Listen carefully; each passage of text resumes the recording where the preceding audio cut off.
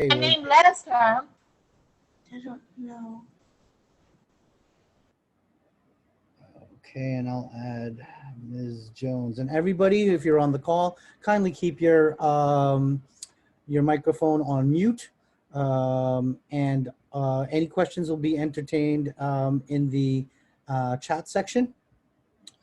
It is now 6 p.m. and MED120 for NAX is this class. It is week 4, January 25, 2021. What is due now, right now, 6 p.m., let's open this up, is any week 3 items, which is, of course, your medical language laboratory for chapter 4, respiratory, and I'll be checking that later this evening. Some of you are really go-getters. 2 or 3 of you finished all of your medical language labs. That's cool and all, but make sure, don't forget your quizzes and don't forget your discussions and the discussion forum here.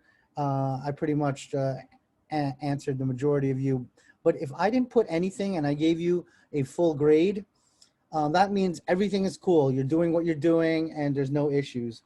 And the only thing that I do see is just minor points regarding grammar, minor points regarding, just look at some of your citations. If you have a good citation, it's good format, even if it's a little bit on the old side, I don't really deduct points. I just make a comment to you so that you know and understand going forward. Try to get, stuff from like 2019, 2020, because when we're in a health science, and science is something that's updated regularly. Just even look at COVID. The stuff that we said about COVID and said about the vaccines a month ago are pretty much useless today. So try to go the extra mile when you're doing your discussions, especially your citations, looking for the most modern and the most updated citation. Get used to doing that. So this is module 4, week 4, and also as promised, I'll be putting in the announcements a sample examination. Of course, I won't be giving out any keys. That will be on you. So you go look for the answers, but it'll give you an idea on what next week's midterm will look like. And there'll be also instructions as well on how we are to do next week's midterm. So module 4, what are we doing? Digestive and gastrointestinal tract. What's due next week? Quiz, and then I'll be putting something in the discussion forum after the class today, and all of that will be due next week. Actually, you know what? Since you're gonna have to prepare for a midterm exam, no discussion for this week.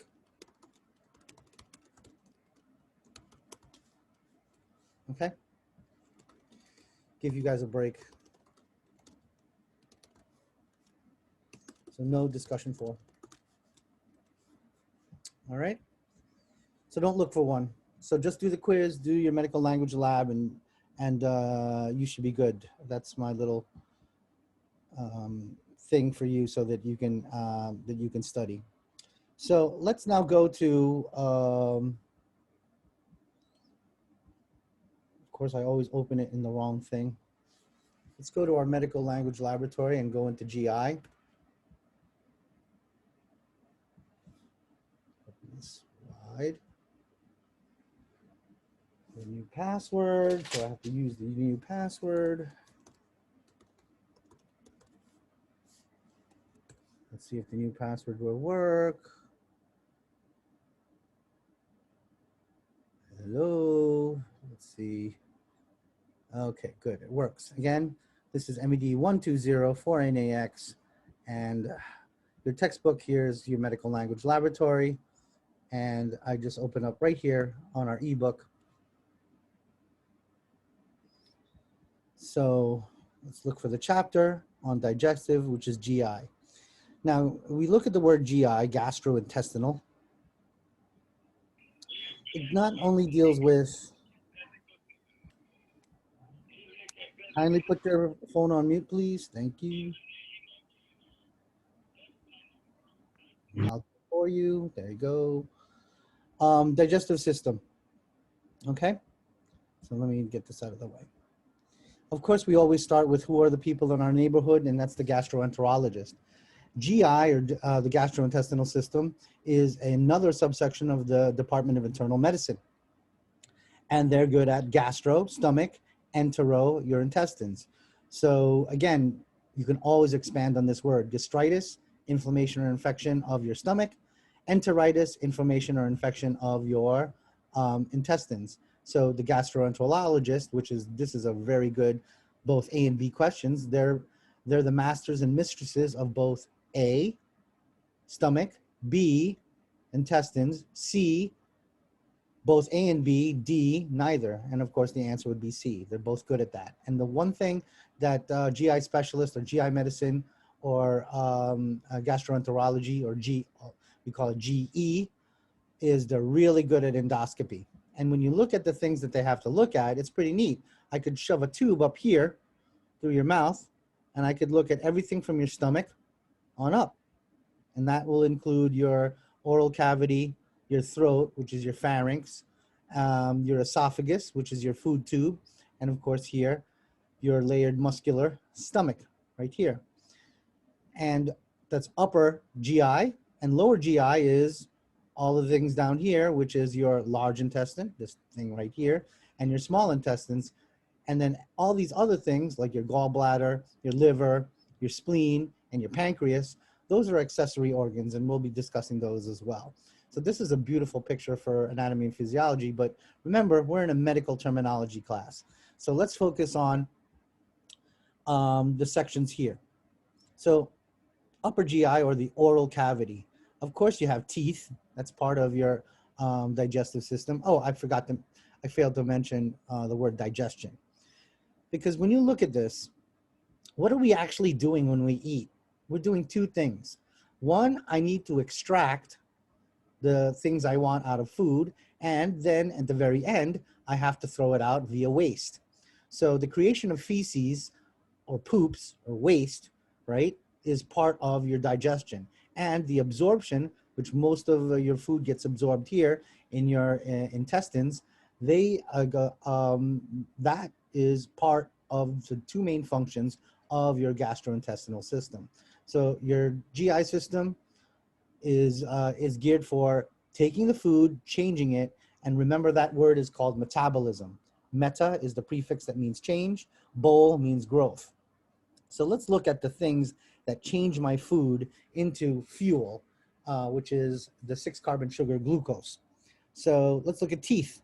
Dent, dentist, dentology, right? Or dentistry, or dentition. That's your root for teeth. Now, orthodontist is a little bit different than the dentist. Ortho is the prefix that means straight.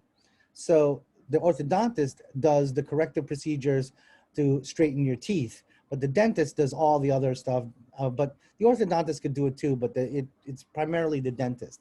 So orthodontists think ortho, straightening, teeth. Gingival, gums. So you could have inflammation or infection of the gums, and that's not a good thing, because not only will it affect your teeth, we now know that the bacteria that causes gingivitis also causes heart disease. That's a nice little tidbit for all of you who have rotten teeth, such as myself. Tongue, glosso. So your hypoglossal nerve has to be the tongue, hypo, prefix, underneath your gloss, tongue. So this is a prime example on how you could use your medical terminology powers for your future anatomy, physiology, and pathology classes. So instead of trying to memorize like hypoglossal underneath the tongue, hypoglossal underneath the tongue, know and understand that hypo is the prefix, gloss means tongue. So if you had your glossopharyngeal nerve, that has to be the nerve that deals with your tongue and your pharynx, right? So it's got to be somewhere there in your throat. But you could see all the students who really don't pay attention to their medical terminology on anatomy and physiology exams. They start pointing at the skull, your stomach, a whole bunch of weird things. And you start guessing. Lingua, sublingual, Where do I put nitroglycerin? I put it underneath the tongue, underneath. Submarine, marine means water, sub means underneath. So it's a vehicle that goes underneath water. Your subcutaneous tissue, that's underneath the skin. So sub is a beautiful prefix that means under or below. Sublingual medication is pertaining to underneath the tongue. I have to put it in there. I don't put it in between my cheek. I don't swallow it. Things like nitroglycerin have to go underneath the tongue. Oral, stomato. We already talked about stomato in respiratory, but it could also be talking about your actual mouth. So gingivitis, if it gets really out of hand, becomes a stomatopathy, which is a disease of your mouth. It can, especially if it's like the gingivitis is the source of it's mycosis or abnormal condition of, what do you call that? Leukoplakia. What's the word I'm looking for? Fungus. There you go. It could start inside the mouth or the oral cavity pertaining to the mouth, and then it could progress into a stomatopathy, right? Stoma meaning mouth or opening. Oral, al pertaining to your, so an oral exam is one that you don't write down, you have to use your mouth. Saliva, tylo. So if I have hypertylism, that means I have excessive salivation. But tylism alone just means excessive salivation. But sometimes you'll see hypertylism being used as well. Or this term here, sialorrhea, which is excessive flow. So sialo means your salivary glands. Rhea means excessive discharge, excessive flow. And when you have hypersalivation or tylism or sialorrhea, 9 times out of 10, it's probably a neurologic problem. Remember we talked about that the Department of Gastroenterology, they're really good at scoping things. So we can scope their esophagus. Remember the difference between scope and scopy. Scopy is the one that you do the schedule for. A scope is the actual instrument. So when you're calling diagnostic medicine, you would like to call regarding a schedule for esophagoscopy. You don't say, hey, I want to schedule an esophagoscope. It doesn't make sense, right? That's like going to a mechanic and saying, I want to schedule a car, or I want to schedule a carburetor. No. Your pharynx, throat, we already had that. Here is a example of, you have 2 root words, pharyngo and tonsillo, and then you can connect them with a connecting vowel. And remember, like 90% of the time, the connecting vowel is O. So if my patient has pharyngotonsillitis, they not only have inflammation or infection of my pharynx or throat, they also have inflammation or infection of my tonsils. And we already know from a previous lecture that our tonsils are part of our immune system. Gastroscopy, we already mentioned gastroscope, so of course, gastroscopy is the actual, when you see the Y, it means the process of visual examination. Now, your stomach and also other parts of your body have these little valves, because your stomach is full of acid, so we don't want the acid to leak up into your esophagus or food tube. I also don't want this acid to now leak into my small intestines or over here. So you see this, maybe you might see this little shading here. A sphincter is a circular muscle that acts like a valve, and your pyloric sphincter is the sphincter or valve, circular muscle that's in between your stomach and the first part of your small intestine, which is called your duodenum. Now, the other valve that's up here, we call it the cardiac sphincter, because not because it has anything really to do with your heart, but it's right, your heart is like somewhere here, so your cardiac sphincter is right here, and hence the term heartburn. So let's say, for example, I ate a whole bunch of nachos and kicked back a whole bunch of beers. Now I have a lot of acid going on to deal with the salt and the fat that I just ate. You could also get some reflux here, and then it'll start hurting here, and that will be heartburn. But heartburn is kind of a misnomer because it's not really your heart is burning. Nothing's really burning except for this lower part of your esophagus. And prolonged exposure to acid, that's not a good thing. That's called Barrett's esophagus. That's a precancerous thing. Now, food bolus. A bolus just means when you start eating food, it's metabolism. Us means structure of, right? So the food you eat is not, once you start chewing on it, and then your submandibular glands, your salivary glands, and the enzymes up here in your saliva start changing the food, and they change it into this big wad of material that's going to get pushed down here, and that's what a bolus is. And you might even hear that in pharmacology. When we give you like a big chunk of medicine, it's also called a bolus. Pharynx, stomach, pylorus, we went through. Algia, we've seen that before. Gastralgia, gastrodynia, beautiful, both A and B question, which a suffix means pain, algia, and dynia. Vomiting, hyperemesis or emesis, potato. You might have seen the emesis bowl, vomiting bowl, right? Hyper means what? It's too much. Anything megaly is too big, abnormal enlargement. So if you have cardiomegaly, gastromegaly, splenomegaly, that is an abnormal enlargement. That means there's something pathologic going on, there's something wrong.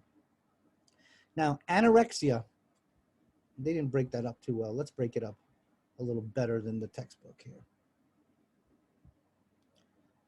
Make this bigger so we can all read it. Look at the word anorexia. Ia, of course, is the suffix. It means state or condition. There's an is the prefix, and that means no or not. And orex, just like oral, means eating. So we're in a state or condition of no or not eating, and that's anorexia. So that just means that my patient doesn't have an appetite, whether for any reason. But maybe you have seen this term, anorexia nervosa.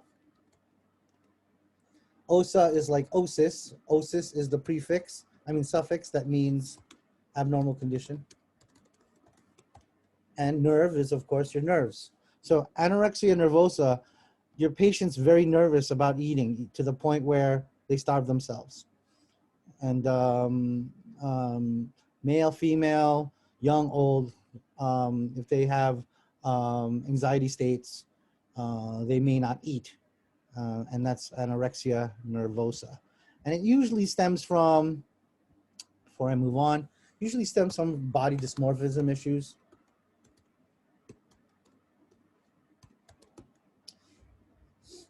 Ism, process, state or condition. Dis is abnormal. Abnormal. Morph means shape. These people, especially people who starve themselves to eat, even though they're super, super skinny, they starve themselves because every time they look at themselves in the mirror, they look at themselves like they're a monster, or they're like grotesque and disgusting. So they have to go change themselves. It's the same with, maybe you watch those shows on TLC, like all those people who do these excessive plastic surgeries. It's kind of sad, actually, because their real problem isn't their face or their butt or their chest. The real problem is psychiatric. It's the way they look at themselves. And it's sad. A lot of the attempted suicides for both male and female patients that I've come up against is they look at themselves and they don't like what they see.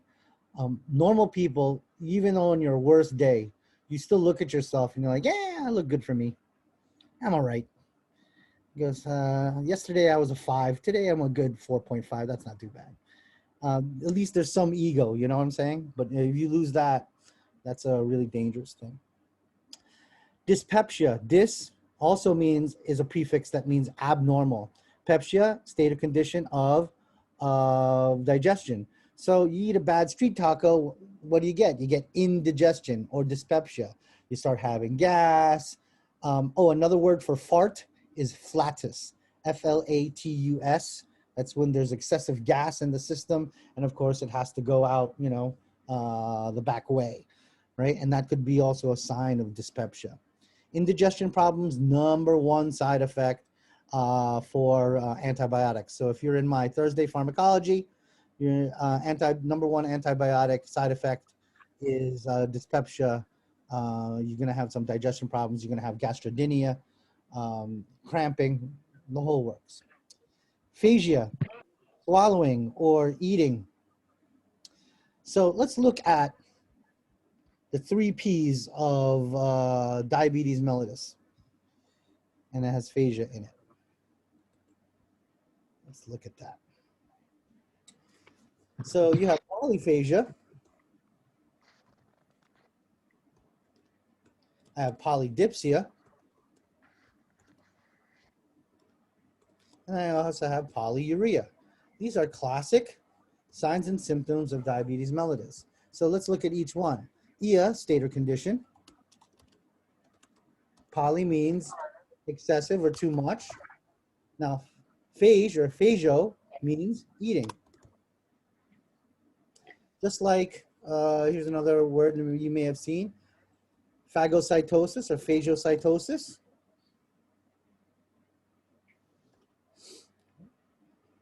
Right? State or condition of eating cells. Cyte means cell. That's what your immune system does. It eats cells. Dysphagia, we already talked about that. State or condition of abnormal digestion. But in this, state or condition of abnormal eating, like anorexia nervosa is abnormal eating. Binge eating is abnormal eating. So it's not part of the rule or the norm. Polydipsia is a state or condition of excessive drinking. Polyuria, of course, a state or condition of excessive urination. Okay, now this makes sense. The 3 P's of diabetes mellitus. Think about it. If you're diabetic, the sugar is not going inside your cell. It's floating all around your blood. So if it's not going inside your cell, your body thinks that your gas tank is empty. So what do you do all day? You eat. And if you eat, you, of course, are going to drink. You drink too much, what are you going to get? You're going to pee. And you could see how it's a nice vicious cycle. And the more you eat, the more you drink, especially if it's not water, you're going to just add to the amount of sugar that's floating around in your system because either your insulin or your insulin receptor isn't putting the sugar inside the cell where it belongs. So polyphagia, polydipsia, polyuria, the 3 P's of the 3 signs and symptoms of classic diabetes mellitus. And you either eat too much. Yes, hello. Kindly mute. Thank you. If I had a penny for every time I have to ask somebody to mute, I'd have about 60 cents. All right, let's move on. Oh, you. Diarrhea, cha. Rhea. We already saw rhea before, right? With sialorrhea. That means excessive flow. Dia, we already know in diagnosis, means complete or thorough. I don't like the new version. The old version used to say dia was thorough. And it's not a cross because there's another prefix that means across. There's another prefix that means through. So I like using the old term thorough. And why? Let's look at the word diarrhea.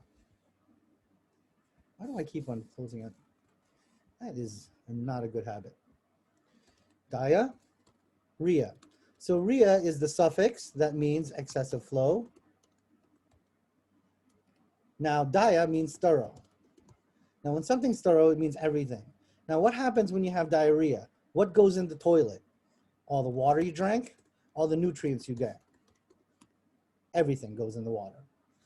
Goes in the toilet. Now, if you're normal, if you don't have a pathology, what should go in the toilet? just waste. But when you have diarrhea, everything goes thoroughly. So all the water, all the nutrients. So what are we in danger of? I have no water. My patient's going to be dehydrated. If I have no nutrients, my patient will have what? No glucose, and that's not a good, no glucose, no energy. That's a problem, isn't it? So diarrhea is really, really serious. Kills a lot of people, especially the very, very old and the very, very young, okay? Because if I dehydrate a baby or a very, very old patient, or if I don't provide them energy, it's a serious, serious thing. Okay. You know what? I'm just gonna minimize this. I keep on opening it. Right? Salivary glands right here. Here's your oral cavity, your pharynx, your esophagus, that bolus of food, and goes into your stomach. And this, of course, is your liver. And underneath your liver is your gallbladder, which we'll talk about momentarily. Let us now, oh, here's more of your stomach. Remember we talked about the little sphincters? See how it pinches off here, right? And see it pinches off here because there's a circular muscle that acts like a valve. Well, your stomach is lined with a whole bunch of mucus and it protects it against the acidic juices that are in there. But what happens when you have certain bacteria that get in there and then remove some of the mucus? You could get PUD, which is peptic ulcer disease, and the ulcer, right, is simply a hole where there shouldn't be, and it'll start digging in there, and it could be bleeding, it causes a lot of pain, a lot of dyspepsia. So this is not a good situation to have. Oh, by the way, increased acidity, stress. I had a peptic ulcer, second year medical school, burned a hole right through my stomach because of all the stress. Now, let's go now from the stomach, a set of tubes. You have a whole bunch of tubes that are small in diameter, and those are called your small intestines. And there are three sections: duodenum, jejunum, and ileum. So you could have an itis because UM means structure of, right? Now, they use the word entero, usually means intestines. So I could have a duodenoscopy, I could have a jejunoscopy, I could have an ileostomy. So that would be the process of visually examining my duodenum, my jejunum, and my ileum. If I want to do broad strokes, the whole entire thing goes, I just do an entire, what they call lower GI series, because this is beneath the stomach. So this is part of a lower GI or gastrointestinal series. And when you hear that, that usually means either you're scoping the patient, and we also use it for x-rays as well. They could all have pathy connected to it. Enteropathy, of course, all the intestines, but could I have a duodenopathy, jejunopathy, ileopathy? Sure. So you could see the beauty of mixing and matching words and parts to make the words you want. And you could mix and match them for every situation and every exam. Your appendix. Now, where's your appendix? Let's go back here. Do they show it here? Nope. Got to go back to this guy. You see this thing that's sticking out of your large intestine? Here's your large intestine. Here's your ascending, transverse, descending colon, sigmoid, and then this last tube is your rectum. Now the anus is the sphincter or circular set of muscles that are in the bottom. So it's a sphincter, it's a door. Your rectum is the tube, right? But here, this little thing that's sticking out used to be part of our immune system, but now it's called the vestigial organ. It means that, you know, we don't really use it. But if something foreign body gets in there, either a fecalith, which is a really, really hard piece of rock hard feces gets in there, or like a peanut or foreign body, this could get infected and you can get an appendicitis. Now, the appendicitis, I'm not too worried about. I'm worried about if this appendix ruptures, I am then going to get peritonitis. The peritoneum is the covering of all of this. So it's not this little area here I'm concerned about. If this explodes, I'm concerned about this going to peritonitis. Now the infection will go through my blood, and then I'll have sepsis, and then I could die. So it's not really the appendicitis we're worried about. We're worried about its sequelae, right? Just like the word sequel, you know, what's the next movie? What's going to happen next? Anything like a Star Wars movie, it's going to be bad. So that's what your appendix is. And you could get appendicitis.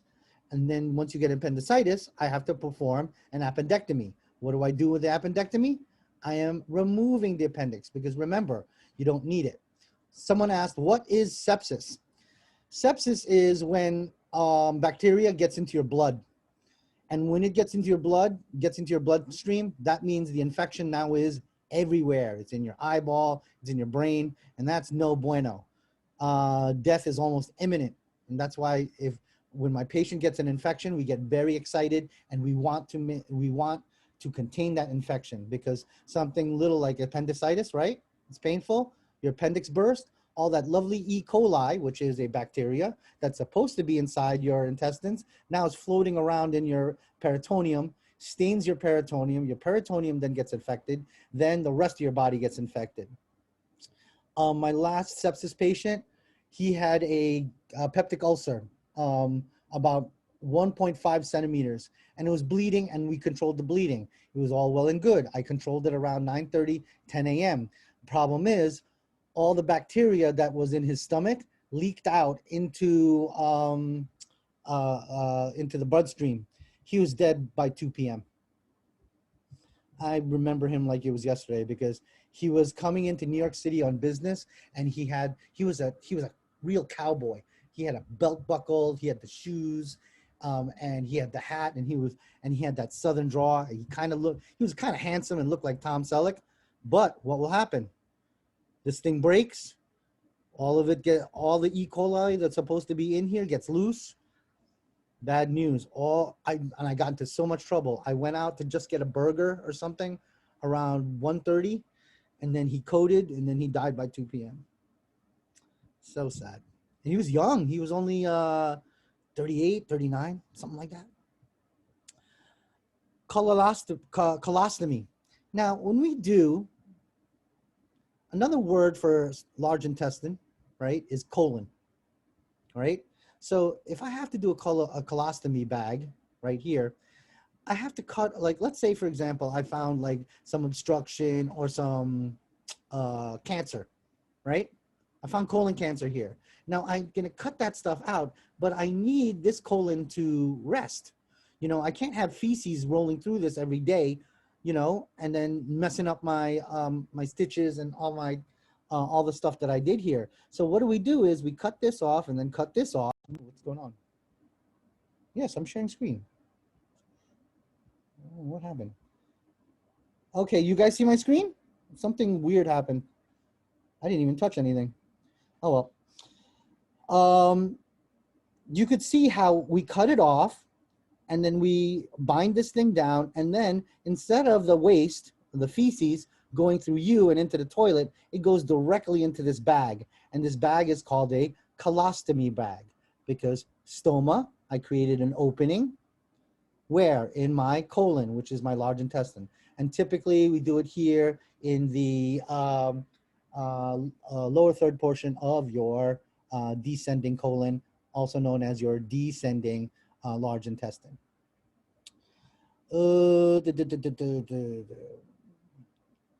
Here's stenosis. Anywhere you have a tube, and that includes your arteries and veins and your heart, anywhere in your body, GI system, cardiovascular, anywhere there's a tube, you can have stenosis, or a narrowing, abnormal narrowing of a tube. And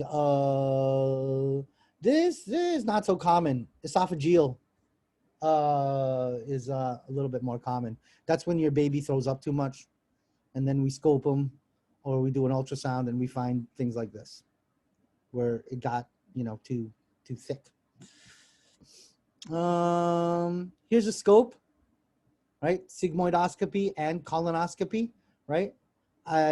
First I gotta give you a detergent, so it'll give you like lots of diarrhea, so all this stuff will be cleaned out, and then we flush you out with an enema, and then we stick this tube that has a light and fiber optic camera in it, and it's really neat. We could take videos, we could even take biopsies. You know, a little arm comes out and cuts this up. We can even suture you. It's really neat. And then the neat part, another neat part of it is, let's say, you know, I scoped you and I really need to have a specialist look at you today. I can email the specialist, and in minutes the specialist can, or the specialist can be there live. My wife had a couple years back had a lower GI series where they put a tube up here because she thought she had, I don't know, she thought she had cancer, and there was a polyp that looked like cancer. So when we went in there to go biopsy it, it was really neat because the gastroenterologist, which was the expert, right? She was there. Normal GI medicine, he was there, I was there, and my kids were there, all watching the same video as the other physician and the technician put this tube in my wife's colon so that everyone can see all at the same time. And it's really neat. They emailed me the video. So if I don't like the opinion of this specialist, I can easily email another specialist and they can look at it as well. And back in my day during training, that's unheard of. That fast you can get a diagnosis, and that fast you can get you can get an expert to look at it. And many of you today are probably using telemedicine. It's really neat. Telemedicine actually promotes greater communication with your communication. Not only you get to see your doctor more. I think I've seen my physicians more in the last 6 months than I did in the last 6 years, to be honest with you. And that's kind of neat. Now, sigmoidoscopy. So one thing I mentioned is what? It goes, you could do polyps. You could also find obstruction. You could also find, you know, any stenosis. Let's say if there's inflammation or infection here, you can find cancers, a whole bunch of things. Anytime I want to visually inspect my tubing, I can use a scope, and that's what's kind of neat about sigmoidoscopy, colonoscopy. So your sigmoid is this part right here, and the way I remember it's S. Looks like, to me, it looks like a little S, because especially for male Caucasians greater than the age of 45 with a family history of cancer, especially stomach. This is a beautiful area within 10 centimeters of getting colon cancer, and it's nice to scope. That's why those of you who have family members who are greater than 40 years old, even if you don't have any history of cancer in your family, have them go through the rectal examination so we can look, at least have a finger up there, so we can at least inspect it. Because my cousin years ago died of colon CA, and he had no clue. He was just losing weight, had some really bad diarrhea and stomach cramping, and then when they found the cancer, it was already spreading and it was already too late. By the way, he had 2 kids and he was only 39 when he passed. Because look at here. Let's look at some of these cancers. And look, it's like, you know, a lot of these problems are really annoying problems, but especially for the male patient, they ignore it, right? But don't need to memorize this, of course, but if you look here, remember those lymph nodes we talked about? You could see how the cancer can move from one lymph node to another and then could move to different parts.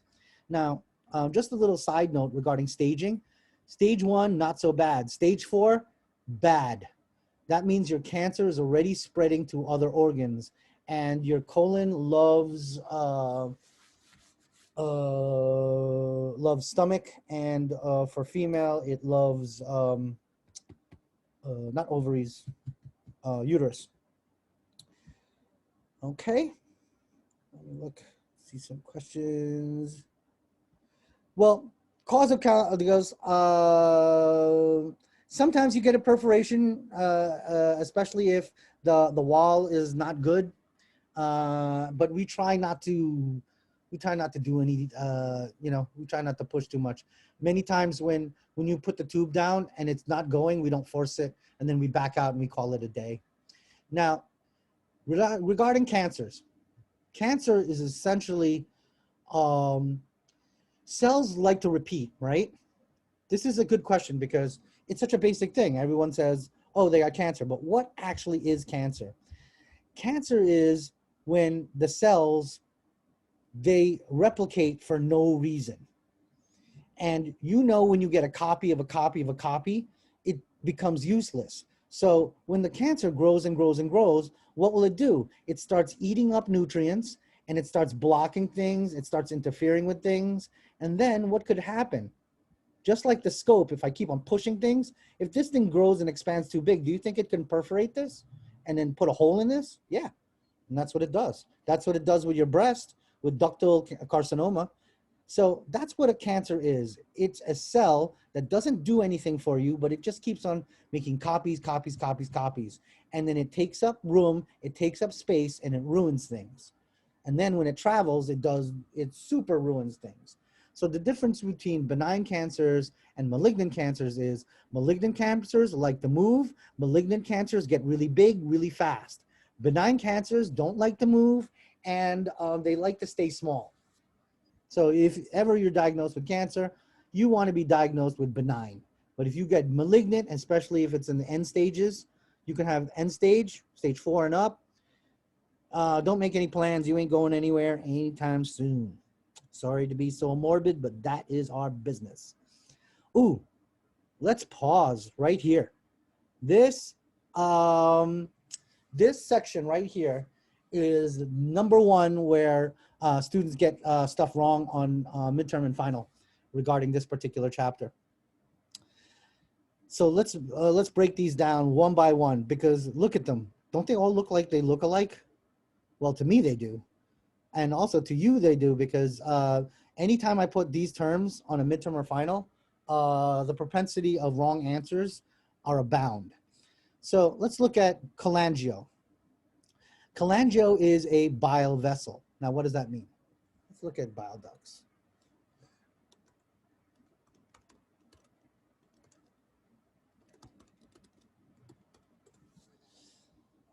So let's look at, what's a good picture? This one. If you look at this, this is your gallbladder. And that's a better picture here.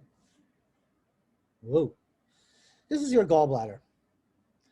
It's located underneath your liver, and it has all these ducts, or these little pathways. So if you have a cystic duct, common bile duct, just know that there's a whole bunch of highways that lead to your gallbladder. Now, it's not colored green in real life. It's just that's just the convention that they use. Now, the gallbladder is a storage for this stuff called bile. That's why they sometimes call it the bile duct. Now, bile is a fat emulsifier. It turns big fat molecules into little molecules, which are better and easier to digest. And it's located right underneath your liver. So let's look at these terms one by one. So the bile vessel, a cholangiole, which is a very small bile vessel, right, is any of these green little pathways. So if my patient has cholangitis, that means these pathways, especially these really small pathways, right, the cholangiole, the really small ones, they're infected. Let's look at cololith, or gallstone. Also, another term is calculus. Calculus is a hard kind of math. That's how I remember it means stone. So your gallbladder, if you have a cololith, that's a gallstone. And where would you find that? Find it in there. And then you may be asking yourself, how in heaven's name do we get stones inside my body? I'm not quite sure if I already mentioned this, but if you have anyone here who likes to cook and likes to make pastries, those of you who make apple pie with the crumble on it, you know how the crumble on the top is made out of fat, salt, well, fat in the form of shortening, like Crisco, and like cinnamon and sugar. Isn't that what we have when we eat? Don't we have fats, sugars, and salts? And you put it in a bowl, right? You mix it up and it turns into little beads or little stones. Guess what happens here? If your diet has too much fat, too much salt, what's going to happen? It's going to form little stones. And do you think the stones can now mess you up here? They could puncture, because many of the stones are not round, they're sharp. And they could puncture this and they could puncture this, right? So this term, a cololith, is a gallstone, and you can have them here. It can be in the duct. It can be here. It can be anywhere you see this green, and that's called a cololith. And of course, your gallbladder. If I have cancer or if the stones are really bad, I have to perform a cholecystectomy. So I have to take this gallbladder ectomy out. I have to excise it. So I have to remove it. Cholitico, which is your bile duct, which is a specific bile. And then your so your bile duct, or your common bile duct here, is cholito. So if you have a cholitolith, it would be here. If you have cholitoitis, it would be here in the common bile duct, right here, right? And if I have to cut it open to release cancer or anything, I can perform a cholitocotomy, which is right here. So I cut, and then I could take out the stones and take out whatever I need. And that's your common bile duct. Now it gets really hairy because this is your pancreas, and I don't want to cut that up either. And this is your duodenum, the first part of your small intestine. I don't want to cut that up either. Now, hepatitis, inflammation or infection of your liver. Okay, so take that seriously. Everyone talks about in bloodborne pathogens, HIV. You're also in danger of hepatitis as well. Okay, so of course, follow your precautions, glove up, mask up, do all of that. Megaly, we already talked about. Iasis, cholithiasis, abnormal condition of cololith. What's a cololith? It is a gallstone. So cholithiasis is the diagnosis. Cololith is the actual thing that's causing the inflammation or infection or abnormal condition. And the abnormal condition could be what? Infection, blockage. And this is exaggerated. The stones get really spiky and they could cut everything up. Prandial, you could have postprandial, meaning you have to do the management or the medication after you eat. You can have preprandial, you can do the diagnosis or management before you eat, okay? So watch that out in your pharmacology class, because that's a classic question. Am I supposed to give the medications now or later? Okay. Again, your liver, gallbladder, here's your pancreas, and it's behind and underneath your stomach. This is your pyloric sphincter. Here is your duodenum, which is your first part of your small intestine. Okay. You can see how big the liver is. So it's really important. It does a lot of important things. You're going to learn that in anatomy and physiology. Okay. What next? We're wrapping it up. Oh, here you go. Here's some stones, right? They can go everywhere. They can cause a lot of damage. And let's look at a real gallstone.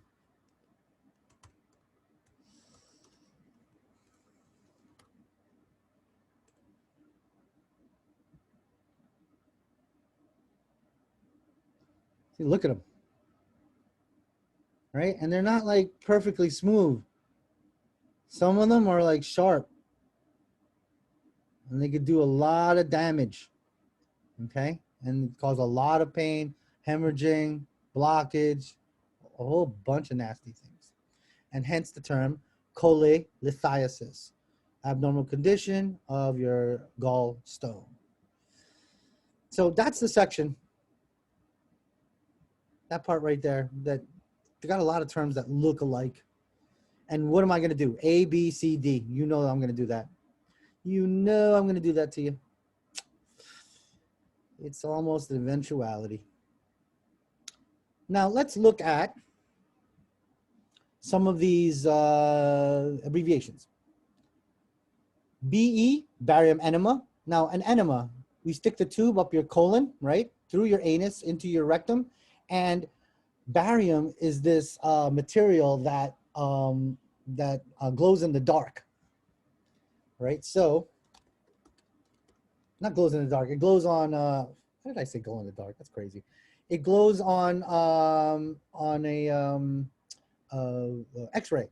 So you can see here, like when I put that barium, I put it in the down here. Let me make this a little bit bigger. I put it down here, right? Into your through your anus into your rectum, right? And then I flood all of this, and then you could see really cool stuff. Do you see this? This is a stenosis. There's some stricture here for some reason. Look how big the big intestine is and all the other sections. Why is it so tight here? That's a problem. So we can get to look at that. Okay, and that's what barium enema is. Bowel movement, that's easy. Body mass index, that's the calculation we use for obesity, but that's old school. There's other calculations that we also use as well. CA, remember, I always like it for cancer. I don't like it for these other things. CT, computerized diagnosis. We went through. Hey, let's look at this 25-cent word. Even in GI Med, we don't call it EGD. Some people do, but they usually just say the whole word out. Esophago-gastroduodenoscopy. So we already know it's scopy, right? I am going to do the process of visually inspecting my esophagus, my stomach, and my duodenum. And that's also known as an upper GI series. So say that word 10 times fast, and you should be fine. ESWL, extracorporeal shockwave lithotripsy. Again, another 25-cent word that we can easily break down. Tripsy, a process of breaking down stone. Lith is a stone. Extracorporeal, al, pertaining to your corpo or corpus, right? What's a corpse? A body. So pertaining to extra, outside of your body, we send these shock waves and it goes inside your body and it breaks down the stones. And that's what ESWL is, or extracorporeal shockwave lithotripsy. FBS or FBG, that's easy. Fasting blood sugar, fasting blood glucose, very, very common laboratory test. GERD, maybe saw this on TV, gastroesophageal reflux disease. Now, let's break down this word. Gastro, stomach, esophagus is your food tube. Now, typically, what direction should food go? Where's our guy? Where's my guy? Oh, making me scroll. First world problems making me scroll. Okay, here we go. Now, what happens, right? I'm watching the Super Bowl. I eat a whole bolus worth of Doritos and some nachos mixed in as well, right? Drank a whole bunch of beer. Now, my acid here is kicking up. There's too much acid, right? So typically food and fluids should be moving down in this direction. But what happens in GERD, or gastroesophageal reflux disease, is gastro, which is stomach, esophagus, my food tube, reflux. Re means back, flux means flow. So there's going to be a backwards flow of some of this acid, hence the term heartburn.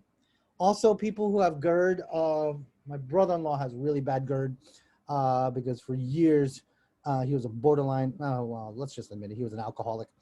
But now that he's gotten clean for the last 10 years, his stomach still kicks up a lot of acid. And then every morning he wakes up with a very bitter taste in his mouth. No matter what he ate the night before, he has a lot of gas, bloating, and it makes sense that all of those are part and parcel of gastroesophageal reflux disease, also known as GERD. And the best thing for GERD, don't eat garbage. No high salt, no low salt foods are best, and low fat foods are best because lots of salt, lots of fat kick up acid. I should know because that's my diet. IBD, inflammatory bowel disease, IBS, irritable bowel syndrome. There are a lot of schools of thought that they're both the same thing. Either way, you have an itis, inflammation or infection of your large and small intestines, and that's never a good thing. There's a lot of symptomology connected to it, and a lot of really, really hard symptoms like diarrhea, cramping, bloating, pain. It's not fun. IV, intravenous. We're gonna put the medication where? Intra is the prefix, within venous, your vein. So that's what an IV is. Lower esophageal sphincter, upper esophageal sphincter. Sometimes you use it, sometimes you don't. MRI, magnetic resonance imaging. We already talked about that before. Your NG tube or NGT, which is a nasogastric tube. It's a tube, right? I'm gonna put it in your nose and it's gonna go all the way down to your stomach. And I use it either for feeding, if I wanna put something in, or let's say you tried to kill yourself and you drank a whole bunch of nastiness. We put chemicals in there like activated charcoal, and then we pump out your stomach that way. And we can do it through an NGT or a nasogastric tube. OR is easy, peptic ulcer disease, PUD, Roux-en-Y, gastric bypass, nice to know. The quadrants, review the week 1, chapter 2 video. I go through the quadrants of your abdomen, like RUQ, LUQ, nice to know.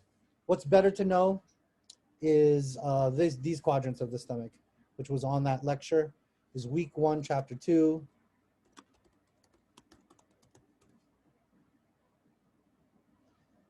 If you look at this,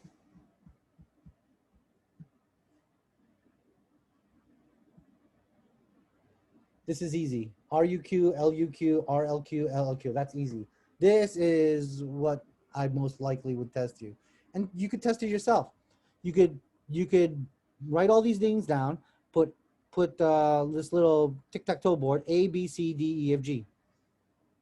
And if you look at this, I believe the sample that I'm going to be putting this evening for your midterm, I think I have an example of that in there somewhere. But when you're looking at it, it's not really 9 things. It's really 2 sections that you have to know. The middle and then the left and the right are both the same. And use your medical terminology powers. Epigastric, epi on top of your stomach, right? Hypogastric underneath your stomach. So your stomach's here. And of course, where's your belly button? That's your umbilicus or your umbilical cord. So that's the 3. Hypochondriac, hypo means underneath, chonder means your ribs. So it's right here. Lumbar means loin. Where do you wrap a loincloth around? Around your waist. And your iliac, that's your bikini line. Okay? So when you're memorizing things, try to break it down into parts, and then it makes life easier. Because trying to break it down to the 9 separate entities is not a good idea. And again, if you want elaboration on this or a review on it, it's in chapter 2, week 1 lecture in your announcements. Alrighty. Don't have to worry about your pathologies. Not going to be tested on them because you do have a pathology class, and you know my thing. If you know normal anatomy, pathology is very, very easy to look at. Let's look at these meds. Logi, study of pharmaco, drugs. So I have antacid. So anti means the prefix means against acid. So if I have a lot of acid reflux or GERD, I could give my patient some antacids. Anti-Diarrheal, I want to control my patient's stool, right, which is another word for feces or waste. Antiemetics, I don't want my patient to vomit. Most common is ondansetron. We usually use it for people on chemo, and also hyperemesis gravidarum, which is what is commonly known as morning sickness. but you ladies who are pregnant know that that's a misnomer. You guys should call it morning, noon, and night sickness. H2 blockers, laxative, nice to know. And I'm more interested on these kinds of terms for your midterm next week. Now, when you're looking at the cases, right? Next week we're gonna have a lecture and talk about how to break down the cases, but you could see, you could read through here and look at it in context, but you have lovely words right here. Anorectal, not only anus, but the rectum, the tube that leads to it. We already know carcinoma. Diverticulum, anything that diverts something, structure of, it's a separation. So your diverticulum are separations within your large intestine. Emesis, enteritis, hematemesis. You're vomiting, but what are you vomiting? Blood, which isn't a good thing. Ileostomy, we already mentioned. Postprandial, we already mentioned. And you could do the same thing for this. We already went friable. This is how I remember it. Friable is, the best way to think about it is like an egg. You know when you fried an egg, and you know that the brittly brown stuff on the edges, that's a friable edge. And at times that's an indication of certain cancers. Intraluminal. The lumen is the opening of a tube. So intraluminal means within the tube. And that's all the GI is, isn't it, when you think about it? It's one big tube that starts at your mouth and ends at your anus. Mediastinal, that's your mediastinum, your chest. Right? But those words, the best I could do for those words. But remember, next week we're going to be talking about the cases and how we can now give you cases instead of just going through words every day. And if you look at all your chapters, especially the ones after like chapter 2 and chapter 3, they have the list of all the potential words and suffixes, all the combining forms, suffixes, and prefixes that the chapter talked about. So and all of those are fair game for the exam. So let's look at questions. Yeah, they're the same thing. Gallstone is a stone in your gallbladder. Kidney stone is a stone in your kidneys. They're made up of similar chemicals, and it's a similar formula. Salt plus sugar, right? You mix it up, and it's in excess. It becomes a problem. So it's at this point of the show where I will stop the recording.